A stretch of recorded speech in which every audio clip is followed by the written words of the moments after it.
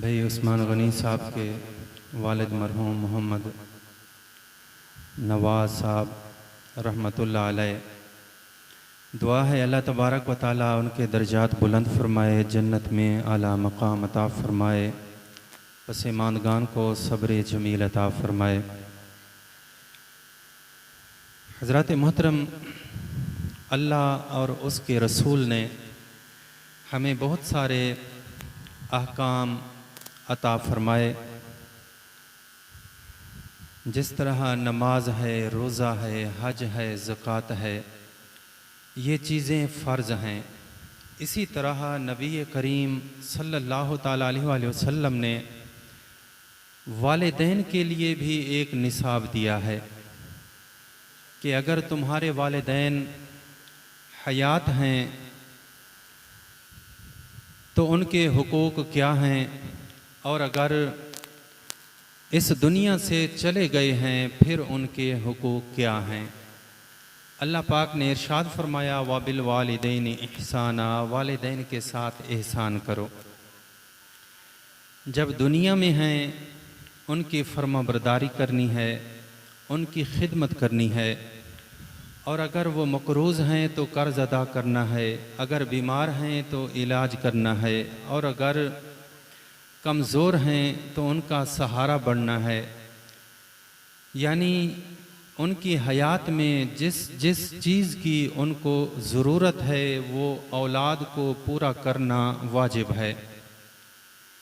इसी तरह अगर वालिदैन रुखसत हो गए तो फिर उनके लिए इसाले सवाब करना, सदका खैरात करना, उनके लिए दुआए मग़फ़रत करना और ज़्यादा से ज़्यादा नेकियां करके उनको बख्शना, जैसे कुरान करीम की तिलावत है, जैसे नवाफिल हैं, जैसे हज व उम्रा है, या इसी तरह सदका जारिया है। ये अपनी तरफ से करके इसका जो सवाब है ख़ुद औलाद उनको बख्शे कि मौला करीम इस हज के सदक़े, इस उम्रे के सदक़े, इस कुरान के सदक़े, इन नवाफिल के सदक़े मेरे वालिदैन की मग़फ़रत फरमा।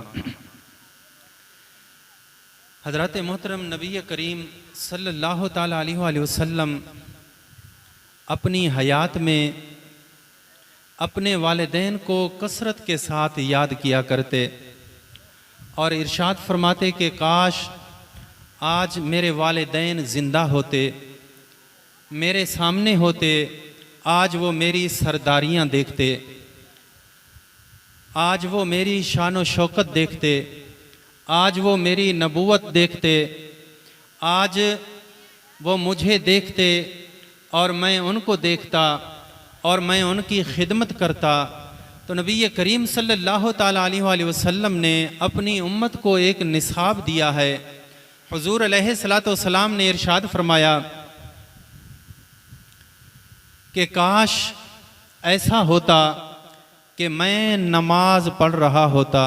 हुज़ूर अलैहिस्सलातु वस्सलाम ने इशा की नमाज का ज़िक्र फरमाया कि मैं नमाज पढ़ रहा होता, नमाज की हालत में होता, मैं क़ियाम में खड़ा होता और सूरह फातिहा पढ़ चुका होता और मेरी वालदा मुझे आवाज़ देती, तुनादी या मोहम्मद, ऐ मेरे बेटे मोहम्मद। इस तरह मेरी वालदा मुझे बुलाती। कब बुलाती? उस वक्त बुलाती जब मैं नमाज पढ़ रहा होता और नमाज में अल हम्द शरीफ पढ़ चुका होता, उस वक़्त मुझे बुलाती। तो हुज़ूर अलैहिस्सलातु वस्सलाम ने इरशाद फरमाया, उस वक़्त फिर मैं क्या करता?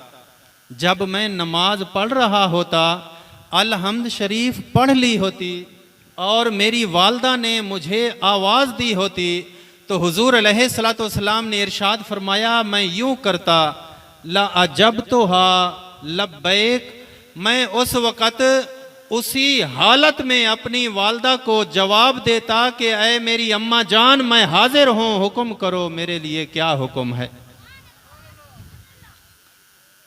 यानी सूरह फातिहा के बाद और सूरत न पढ़ता, रकू में न जाता, सुजूद में न जाता, पहले अपनी वालदा की बात सुनता, पहले अपनी वालदा की खिदमत में हाजिर होता, उसको जो हाजत होती उसको पूरा करता, वो जो हुक्म करती उसको पूरा करता, उसके बाद आकर मैं नमाज को मुकम्मल करता। हजरत मोहतरम, यहाँ तवज्जो तलब बात है कि हुजूर ने ये क्यों इरशाद फरमाया कि मैं सूरह फातिहा पढ़ चुका होता, उस वक़्त मेरी वालदा मुझे आवाज़ देती तो मैं जवाब देता। मुफस्सिरीन कराम फरमाते हैं इसकी वजह यह है कि हदीस कुदसी है, नबी करीम सल्लल्लाहु ताला अलैहि वसल्लम ने इरशाद फरमाया कि सूरह फातिहा निस्फ निस्फ है, आधी बंदे के लिए है जो नमाज में पढ़ रहा होता है और आधी अल्लाह तबारक व तआला के लिए है। यानी जब बंदा नमाज में अल्हम्दुलिल्लाह रब्बिल आलमीन कहता है तो उस वक़्त अल्लाह तबारक व तआला इरशाद फरमाता है, हामिदानी अब्दी, मेरे बंदे ने मेरी हम्द की। यानी जैसे जैसे बंदा नमाज में सूरह फातिहा की आयत पढ़ता जाता है, उसी तरह एक एक आयत का जवाब अल्लाह तबारक व तआला भी इरशाद फरमाता है। अब इस हदीस मुबारका को समझो कि इंसान सूरह फातिहा पढ़ रहा है या पढ़ चुका है और उधर अल्लाह तबारक व तआला का जवाब आ रहा है और हुजूर इरशाद फरमाते हैं उधर खुदा का जवाब आ रहा है, इधर मेरी माँ मुझे बुला रही है, तो मैं उस वक़्त अपनी माँ को जवाब देता, अल्लाह तबारक व तआला को जवाब बाद में आकर देता। ये मकाम नबी करीम सल्लल्लाहु ताला अलैहि वसल्लम ने इरशाद फरमाया कि जब फातिहा बंदा पढ़ता है हर आयत का अल्लाह तबारक व तआला जवाब देता है, लेकिन उधर से माँ का हुक्म आ गया तो हुजूर ने इरशाद फरमाया पहले मैं माँ के हुक्म को पूरा करूँगा। और दूसरी वजह मुफस्सिरीन कराम ने यह भी बयान फरमाई कि आज बहुत सारे लोग हैं कि जिनको नमाज़ों पे ज़ोर है और इसी तरह तबलीग पे ज़ोर है, लेकिन वालिदैन की खिदमत का पता नहीं।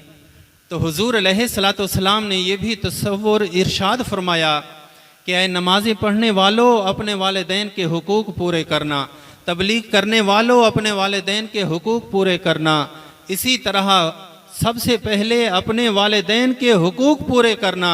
अगर इनमें कमी आ गई और तुम मस्जिद में गए नमाज पढ़ने के लिए, काबे में गए हज व उम्रा करने के लिए, उस वक्त तक तुम्हारी नमाज हज व उम्रा कबूल नहीं होगा जब तक तुम अपने वालिदैन के हुकूक पूरे नहीं करोगे। तो हजरत मोहतरम, आखिरी हदीस मुबारक मुख्तसर 2 मिनट की समात फरमाएं। हजरत ईसा अलैहिस्सलातु वस्सलाम जा रहे हैं, आप एक कब्र पर से गुजरते हैं, आपने देखा कि उस कब्र वाले को आज़ाब हो रहा है।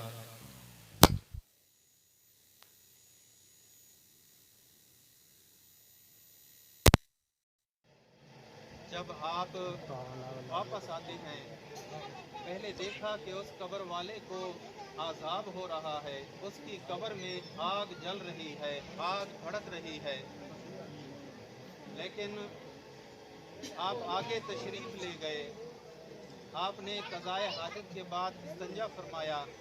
बस इतनी सी मुख्तसर सी देर के बाद जब आप वापस आए तो आपने देखा कि सारा माहौल ही तब्दील है कि पहले जिसको आज़ाब हो रहा था अब उसी कब्र के अंदर नूर ही नूर है, अब उसी कब्र के ऊपर अल्लाह तबारक व तआला की रहमतें बरस रही हैं। हज़रत ईसा अलैहिस्सलातु वस्सलाम हैरान हुए और अल्लाह तबारक व तआला की बारगाह में अर्ज किया कि मौला करीम इसका माजरा क्या है।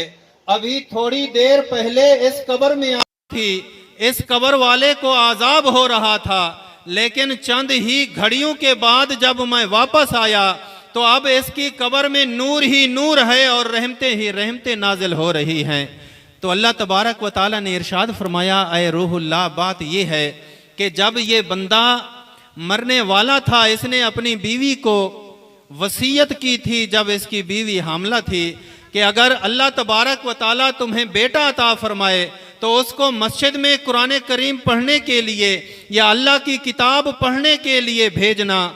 तो अब यूं हुआ कि आज इसका बेटा जो है मस्जिद में गया, कारी साहब ने उसे कहा कि पढ़ो बिस्मिल्लाहिर्रहमानिर्रहीम। तो जब उस बच्चे ने बिस्मिल्लाहिर्रहमानिर्रहीम पढ़ी तो मैं अल्लाह तबारक व ताला की रहमत जलाल में आ गई। मैंने इसकी कब्र से सारा आज़ाब ही उठा लिया और मैंने ये गवारा ना किया कि जिसका बेटा जमीन पर मुझे रहमान और रहीम कह रहा हो, मैं कब्र में उसको आज़ाब कैसे अता कर, मैं कब्र में उसको कैसे आज़ाब दूं। तो इस हदीस मुबारका से पता चलता है कि औलाद वालिदैन के हक में